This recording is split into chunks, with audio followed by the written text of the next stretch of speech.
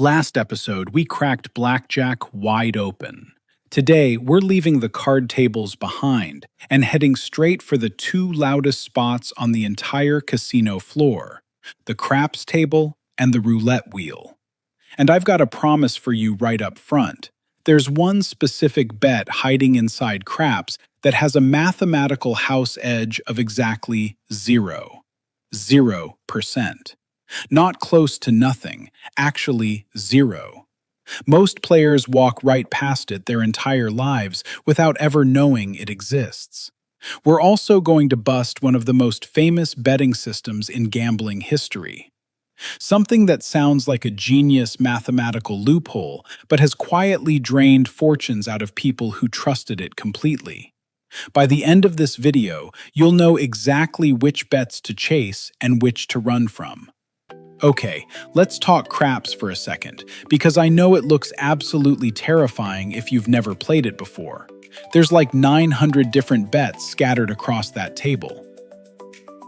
Dice flying everywhere, people yelling numbers, other people cheering. It's a lot.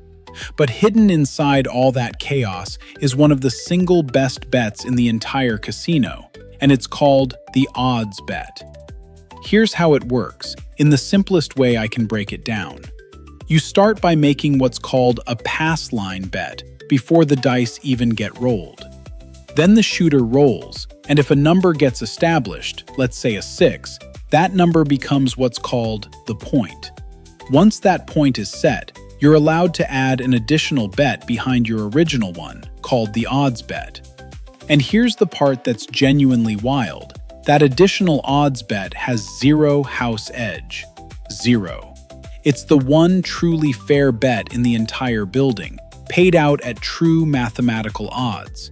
No skew in either direction. The casino doesn't make a dime off that specific portion of your money. It only profits off your original pass line bet, which sits at around 1.41% house edge all by itself. So the strategy here isn't complicated at all. It's literally just know this bet exists and use it every single time you play. Most players never do, and it's not because it's some closely guarded secret. It's just that the dealers aren't exactly shouting, "Hey, come take the free bet over here." It's printed in tiny numbers on the table felt, and that's about it. Now, let me give you a quick rundown of a few other craps bets while we're here.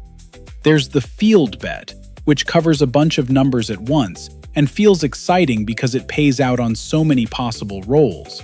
But depending on the casino's payout rules, it carries a house edge anywhere from about 2.78% up to 5.56%. So it's worth checking the payout sign before you bet it. There's also place bets, where you bet directly on a specific number hitting before a 7 rolls. Betting on the 6 or 8 this way gives you a house edge around 1.5%, which is solid, but betting on the 4 or 10 the same way jumps up closer to 6.7%, which is not. And then there's the any 7 bet, sitting in the middle of the table looking tempting because it pays big.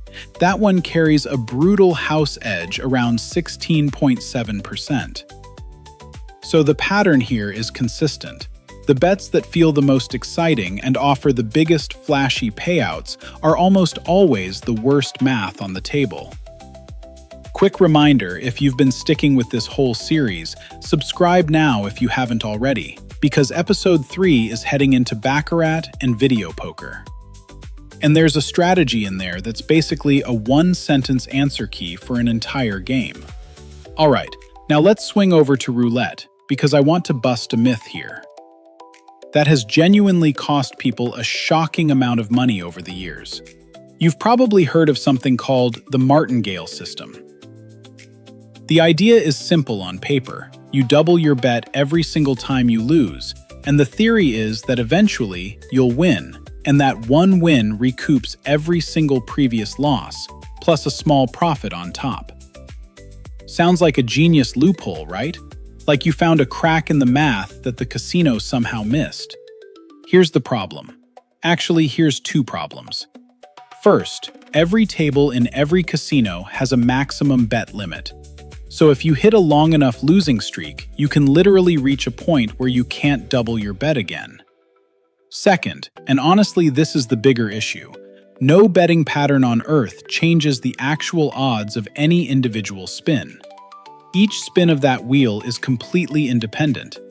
The wheel doesn't remember what happened on the last spin, and it definitely doesn't owe you a win because you're due. So the Martingale system doesn't lower the house edge even slightly. What it actually does is reshape the risk. It takes a bunch of small, steady losses and consolidates them into one catastrophic loss. That can wipe out weeks of small wins in a single unlucky streak. It feels safe because it works most of the time, right up until the one time it very much doesn't. Let's talk about the actual bets on the roulette table for a second, because not all of them carry the same risk. Outside bets pay out even money and give you close to a 50-50 shot, minus that house edge. Inside bets, on the other hand, like betting on a single specific number, pay out huge, sometimes 35-1, but your odds of actually hitting that number are tiny. Both bet types carry the exact same house edge on a given wheel, so this isn't really about picking a smarter bet. It's about picking the risk level you personally find fun. So what actually helps in roulette if betting systems are out? Honestly, it's simple. Play European roulette over American whenever you have the choice. That single extra zero pocket on the American wheel nearly doubles the house edge, pushing it from about 2.7% on a European wheel up to 5.26% on an American one. Beyond picking the right wheel, roulette is genuinely one of the purest luck games on the entire floor. There's no skill lever to pull here, no chart to memorize. And that's actually completely fine. Sometimes you play a game just because it's fun watching that little ball bounce around the numbers, not because you're trying to outmath it. Here's the bigger lesson buried inside both of these games, and it's honestly more useful than either strategy on its own. The craps odds bet is a gift. A rare, genuinely fair corner of the casino that most people never bother claiming. The Martingale system in roulette is the opposite, a trap dressed up in confident, mathematical-sounding language. That convinces smart people to take on enormous risk for an illusion of control. And here's something worth sitting with for a second. Betting systems like the Martingale keep coming back, generation after generation, precisely because our brains are wired to see patterns even where none exist. When you lose 5 spins in a row, it feels like something's building, like a win is somehow more likely now. It isn't. That's called the gambler's fallacy, and it's one of the most well-documented mental traps in all of behavioral psychology, not just gambling specifically. Learning to tell the difference between those two things, a real edge hiding in plain sight versus a clever-sounding trap, is honestly the single most transferable skill in this entire series.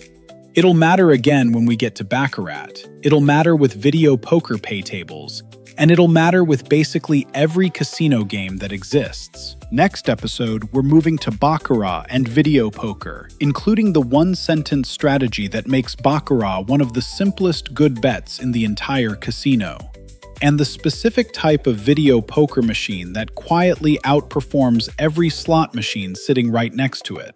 Alright, that's craps and roulette done and dusted. Comment below and tell me, which one surprised you more, the zero-edge odds bet in craps, or the Martingale falling apart in roulette? Hit that like button if this helped. Share it with someone who's heading to a casino soon, and subscribe so episode 3 lands right in your feed. See you there.